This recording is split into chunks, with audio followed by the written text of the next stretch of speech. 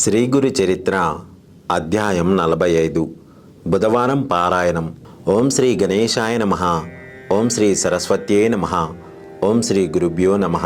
నామధారకుడు భక్తి పారవశ్యంతో మహాత్మా బ్రహ్మ సాక్షాత్కారం కూడా ప్రసాదించగల ఇంత దుర్లభమైన శ్రీగురు కథామృతం సేవించగలిగిన నేనెంతో ధన్యుణ్ణి. నాకు దైన్యం తొలగి మనసు శాంతించింది. దయతో అటుపై కథ కూడా వివరించండి అని కోరాడు. సిద్ధయోగి సంతోషంతో ఇలా చెప్పారు. నామధారక, ఇంతకు ముందు నరహరి శర్మ వలనే శ్రీగురుని సేవించి మరొక 2 కవులు ముక్తులయ్యారు. శ్రీగురుడు వారినెలా అనుగ్రహించారో చెబుతాను విను. నందిశర్మ అనే ఒక బ్రాహ్మణునికి తెల్ల కుష్టి వ్యాధి వచ్చింది. అతడు ఆ బాధ తొలగించుకోవడానికి తులజాపురం వెళ్ళి తదేక దీక్షతో భవానీదేవిని 3 సంవత్సరాలు ఉపాసించాడు. ఫలితం కనిపించకపోయేసరికి అతడొకసారి 3 రోజులు ఉపవాసం చేశాడు. 3వ నాటి రాత్రి జగన్మాత అతనికి స్వప్న దర్శనమిచ్చి చండాల పరమేశ్వరుని ఆశ్రయించమని చెప్పి అంతర్ధానమైంది. ఆ ప్రకారమే అతడు వెళ్ళి 7 మాసాల పాటు ఒంటిపూట భోజనంతో ఆ పరమేశ్వరుణ్ణి పూజించాడు. అప్పుడు ఒకనాటి రాత్రి ఆ దేవి స్వప్న దర్శనమిచ్చి గంధర్వపురంలో విజయం చేస్తున్న త్రిమూర్తి అవతారమైన శ్రీ నృసింహ సరస్వతి స్వామి అనే యతీశ్వరుణ్ణి ఆశ్రయించమని చెప్పి అంతర్ధానమయ్యింది. నందిశర్మ నిద్రలేచి, అయ్యో, నేను ఇంతకాలం ఇంతటి దీక్షతో ఉపాసిస్తే తేలినది ఇదేనా దేవి? ఈ మాట మొదటే చెబితే నేనిక్కడికి వచ్చేవాడినే కాదు. 3 సంవత్సరాలు తులజా భవానిని 7 నెలలు నిన్ను సేవిస్తే నీవు చివరికి నన్నొక మానవ మాతృని ఆశ్రయించమంటావే? నీ దేవత్వం ఏమైంది? అలా చెప్పడానికి పరాశక్తివైన నీకు సిగ్గువేయడం లేదా? 7 నెలలు తపస్సు చేసి నేను తెలుసుకున్నది నీకు శక్తి లేదనేనా? నీ వల్ల కాదని మొదటనే చెబితే నాకింత కష్టమైనా తప్పేది గదా అని వాపోయాడు. చివరకు ఈ కఠిన తపస్సు వలన బలహీనుడనైన నేను ఇంకెక్కడికి పోగలను? నేను ఎక్కడికి వెళ్ళను. ఇక్కడే మరికొంతకాలం పురశ్చరణ చేస్తాను. దేవి, నీవు నా రోగం పోగొట్టకుంటే నీ పాదాల వద్దే ప్రాణత్యాగం చేస్తాను అని దేవికి చెప్పుకొని ఈసారి ప్రాయోపవేశం చేయసాగాడు. ఆ దేవి అతనికి మరల ఆ మరుసటి రోజు రాత్రే స్వప్నదర్శనమిచ్చి అతనిని అచ్చటి నుంచి వెళ్ళిపొమ్మని ఆదేశించింది. దానికి తోడు అచ్చట పూజారికి కూడా ఆమె దర్శనమిచ్చి నందిశర్మను అక్కడి నుంచి వెళ్ళగొట్టమని ఆజ్ఞాపించింది. మరుసటి ఉదయమే వాళ్ళందరూ అతనితో, నందయ్య గారు, అమ్మవారి సెలవయింది కనుక మీరు తక్షణమే ఇక్కడి నుండి వెళ్ళిపోవాలి, లేకుంటే మేమే ఇక్కడి నుండి నిన్ను నెట్టివేయవలసి వస్తుంది అని బెదిరించారు. వేరు దారి లేక అతడు అందుకు అంగీకరించి దేవిని పూజించి పారణ చేసి అంటే ఉపవాసం ముగించి ఆ ఊరు విడిచి బయలుదేరాడు.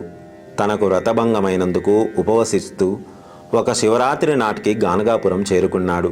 అతడు దేవి చెప్పిన ఆ యతీశ్వరుడు ఎక్కడ ఉన్నారని ఆ నగరవాసులను విచారించారు. వారు శ్రీగురుడు శివరాత్రికి నిన్నటి దినమంతా ఉపవసించి స్నానానికని సంగమానికి వెళ్ళారు. కొద్దిసేపట్లో తిరిగి వస్తారు అని చెబుతున్నారు. ఇంతలోనే ఆ యతిరాజు వస్తుండడం చూసి వారు ఆ కుష్ఠిరోగిని దూరాన్నే ఉండమని చెప్పారు. స్వామి మఠంలో ప్రవేశించి తమ స్థానంలో కూర్చోగానే వారి దర్శనానికై ఒక కుష్ఠిరోగి వచ్చారని అచ్చటి వారు మనవి చేశారు. అది వినగానే శ్రీగురుడు, వాడు సంశయాత్మకుడు అయినప్పటికీ మా ఎదుటకు రమ్మనండి అని చెప్పారు. అది విని నందిశర్మ అడుగడుగుకు సాష్టాంగపడుతూ వారి ఎదుటకు వచ్చాడు. శ్రీ నృసింహ సరస్వతి అతన్ని చూసి, ఏమయ్యా, మొదట దేవిని ఆశ్రయించాక మరలా ఈ మానవమాతృని దర్శించేదేమిటి అనుకుంటూ మా దర్శనానికి వచ్చావేమి? నీకు విశ్వాసం లేకుంటే దేవి ఆదేశిస్తే మాత్రం రావడం ఎందుకు అన్నారు. వెంటనే ఆయన సర్వజ్ఞులని తెలుసుకున్న నందిశర్మ పశ్చాత్తాపంతో సాష్టాంగ నమస్కారం చేసి ఇలా అన్నాడు. స్వామి, నేను మూఢుడను. శుద్ధ సత్వ స్వరూపులైన మీ దృష్టి నాపై ప్రసరింపజేయడం వలన నాలోని తమోగుణం అంతరించింది. పాపాత్ముడనైన నేను మీరు మాయాతీతులని, సాక్షాత్తు పరబ్రహ్మ స్వరూపులని తెలుసుకోలేకపోయాను. నేడు తమ దర్శనం వలన నా పాపాలన్నీ నశించాయి. మీరు భూమిని ఉద్ధరించడానికి దిగివచ్చిన గంగవలే నా వంటి వారిని రక్షించడానికి మానవ రూపంలో అవతరించారు. మీ పాదసేవ దొరికాక నా అభీష్టం ఎందుకు నెరవేరదు? జారత్వ దోషం వలన పాషాణమైన అహల్య శ్రీరాముని పాదస్పర్శ వలన ఉద్ధరణ పొందలేదా? నేను ఎన్ని పాపాలు చేసిన వాడనైనా మీ పాదస్పర్శ వలన పవిత్రునవుతాను. స్వామి, నా స్థితి కొంచెం విన్నవించుకుంటాను. నాకు వివాహమైనప్పటి నుండి ఆపాదమస్తకము కుష్ఠరోగం వచ్చింది. అందువలన నా భార్య నన్ను విడిచి పుట్టింటికి వెళ్ళింది. నా తల్లిదండ్రులు కూడా నన్ను వెళ్ళగొట్టారు. నేను దిక్కులేని వాడినై ఆ జగదంబను ఆశ్రయించి ఉపవసించిన నా పాపం నశించలేదు. అప్పుడు ఆ తల్లి చెప్పినట్టు చండాల పరమేశ్వరుని ఆశ్రయిస్తే నా రోగం తగ్గుతుందని గంపడాశతో అచ్చడికి వెళ్ళి కఠోరమైన పురచ్చరణ చేశాను. ఆ తల్లి కూడా నన్ను చీదరించుకొని వెళ్ళగొట్టిందే గాని అనుగ్రహించనే లేదు. నా ముఖం చూసే వారెవ్వరూ లేరు. నేనిలా బ్రతకడం కంటే మరణించడమే మేలు. చివరి ఆశగా మిమ్మల్ని శరణు పొందడానికి వచ్చాను. దయచేసి నా వ్యాధికి నివారణ ఉన్నదో లేదో వెంటనే చెప్పండి. ఈ దుస్థితిలో నేనింకా బ్రతకలేను.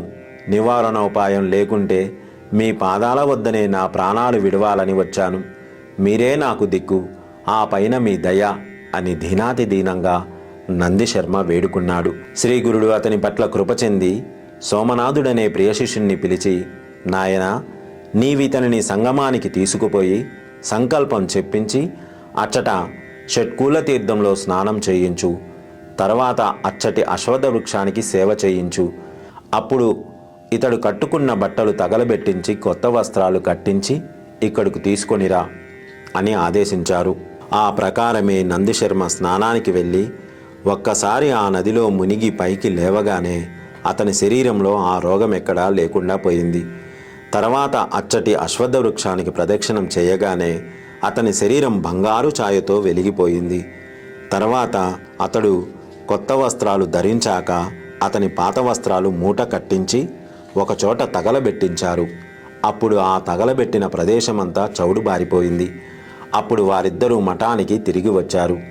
ఒక గడియ క్రిందట దేహమంతటా కుష్ఠరోగమున్న అతడు అంతలోనే శుద్ధుడై సోమనాథునితో కూడా శ్రీగురుని పాదాలకు మొక్కాలని వేగంగా వస్తున్న నందిశర్మను చూసి అచ్చటి జనమంతా ఆశ్చర్యచకితులయ్యారు. శ్రీగురుడు అతన్ని చూసి, ఏమి నందిశర్మ, నీ కోరిక నెరవేరిందా? జాగ్రత్తగా నీ వల్లంతా చూసుకొని చెప్పు అన్నారు. అతడు చూసుకొని తన పిక్క మీద ఒకచోట కొద్ది మాత్రం కుష్టి మిగిలి ఉండడం చూసి బాధపడి, అయ్యో, మీ కృప వల్ల కూడా ఈ వ్యాధి పూర్తిగా నశించలేదే, నన్ను దయచూడండి అని వేడుకున్నాడు. శ్రీగురుడు, నాయనా, నీవు దేవతల వల్ల కానిది ఒక మానవ మాతృని వలన ఎలా సాధ్యమవుతుంది అని సంశయించినంత మేరకు ఈ వ్యాధి మిగిలింది. ఇప్పుడు నీ సందేహం తీరిందో లేదో చెప్పి స్తోత్రం చెయ్యి, ఆ కాస్త తొలగిపోతుంది అన్నారు. నందిశర్మ నమస్కరించి, స్వామి, మీ పట్ల నాకు గల సంశయం పూర్తిగా తొలగిపోయింది. కానీ నేను చదువుకోలేదు. మందబుద్ధి అయిన నాకు మిమ్మల్ని స్తుతించడం ఎలా సాధ్యం అని ఆయన పాదాలకు నమస్కరించారు. అప్పుడు ఆయన, నాయనా, ఏనుగు నోటి నుండి బయటకు పెరిగిన దంతంలా మా నోటి నుండి వచ్చిన వాక్యం వెనుకకు మరలదు. మేము చెప్పిందే చెయ్యాలి అని కొంచెం భస్మం తీసుకొని అతనిని నోరు తెరవమని చెప్పి అతని నాలుక చివర ఉంచారు. అతడు వెంటనే జ్ఞానవంతుడై లేచి నిలుచొని చేతులు కట్టుకొని స్వామిని భక్తి పారవశంతో ఇలా స్తుతించాడు. ఓ పరమేశ్వర, శ్రీగురు, నీవే ఆ పరబ్రహ్మ స్వరూపము. నీవే సర్వకర్తవు, సర్వభర్తవు, అవ్యయుడవు, ఆత్మస్వరూపివి. నీవే ప్రకృతి యొక్క త్రిగుణాల నుండి భూతాలను పుట్టించి మాయావశమైన ఇంతగా విస్తరించిన ఈ చరాచర జగత్తును సృష్టించావు. ఈ ప్రపంచమంతటిలో మానవుడొక్కడే జ్ఞానానికి పాత్రుడు. అలాంటి మానవుడు కూడా దాటనలివి గాని నీ మాయ చేత భ్రాంతి చెంది సంకల్పవంతుడై పాపపుణ్యాల వలన ఈ సంసారంలో భ్రమిస్తున్నాడు. వీడి ఎన్ని కల్పాలకైనా ఈ మాయ నుండి బయటపడలేడు. ఒకప్పుడు సత్కర్మల వలన ఊర్ధ్వలోకాలకు పోయిన ఆ పుణ్యం వ్యయమవగానే క్రిందకు వచ్చి చంద్రమండలంలో పడతాడు. తర్వాత వర్షంతో పాటు భూమికి చేరి అన్నమవుతాడు. అప్పుడు జీవుల చేత భక్షింపబడి రేతస్వరూపుడై తల్లి గర్భంలో పడతాడు. క్రమంగా నెలలు గడిచిన కొద్దీ ఎన్నో మార్పులు చెందుతూ తల్లి సేవించే కారము, వేడి మొదలైన పదార్థాల వలన ఎన్నో బాధలు పడతాడు. అయినా జ్ఞానం లోపించడం చేత పరమాత్మ అయిన మిమ్మల్ని స్మరించనే లేడు. ఆ గర్భచర నుండి తప్పించుకొని బయటపడ్డాక కూడా తన బాధలు భయాలు ఎవరికీ చెప్పుకోలేక ఎన్నో బాధలు పడతాడు గాని మీ గురించిన జ్ఞానమే ఉండదు. బాల్యమంతా ఆటలతో గడిచిపోతుంది. యవ్వనంలో మదించి ఎన్నో పాపాలు చేస్తాడు. అప్పుడు కామవశుడై కాలమంతా గడిపేస్తాడు. వృద్ధాప్యంలో బలం క్షీణించడం వలన వ్యాధులు, సాంసారికమైన చింతలు అతనిని తలామునకలు చేస్తాయి. వాటి వలన అంతిమ క్షణంలో కూడా మిమ్మల్ని హృదయపూర్వకంగా స్మరించనైనా లేడు. నేను కూడా ఇలానే మాయలో పడి ఎంతో కాలం మిమ్మల్ని స్మరించలేకపోయాను. ఇటువంటి ఘోరమైన సంసారంలో చిక్కిన నాకు ఇప్పుడు మీ దర్శనం లభించింది. మీరు నరరూపం ధరించి ఈ విశ్వాన్ని తరింపజేయడానికి అవతరించిన విశ్వపాలకులు. అజ్ఞానాంధులైన పామరులు మిమ్మల్ని గుర్తించనైనా లేరు. స్వామి, నన్నీ సంసార సాగరం నుండి తరింపజేయి అని స్తుతించాడు. అప్పుడతడు ఆ పారవశంలోనే ప్రజల వైపు తిరిగి, ఓ జనులారా, ఇక్కడ మన మధ్యనున్న శ్రీగురుడు సాక్షాత్తు పరమేశ్వరుడే గాని మానవ మాత్రుడు గాడు. వీరి దర్శనం వలన నా పాపాలన్నీ దావానలం వలన ఎండుటాకులు భస్మమైనట్లు నశించిపోయాయి. వీరి పాదస్పర్శన వలన బ్రహ్మచే వ్రాయబడిన నొసటి రాత కూడా మారిపోగలదు. పెన్నిది వలె నేడు మనకు ఈయన లభించారు. అయినా మనం ఈయనను గుర్తించలేకున్నాము. ఆత్మశ్రేయస్సు కోరుకున్న వారందరూ ఈయనను భజించి ధన్యులు కండి. ఈయన మహత్యాన్ని నేనెంతని వర్ణించను.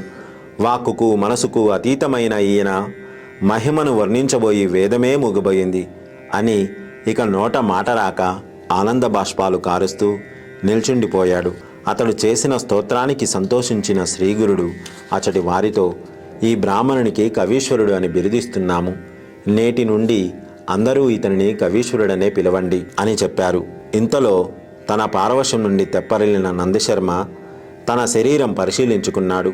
అంతకు ముందు మిగిలిన కొద్దిపాటి కుష్టు కూడా మటుమాయమవడం గమనించి సంతోషంతో స్వామికి నమస్కరించారు. నాటి నుండి నందిశర్మ శ్రీగురుని సేవిస్తూ ఆయన మహత్యాన్ని కీర్తిస్తూ స్వామి సన్నిధిలోనే ఉండిపోయాడు. ఇటువంటి కవీశ్వరుడే మరొకడు కూడా శ్రీగురుని సేవించి తరించాడు.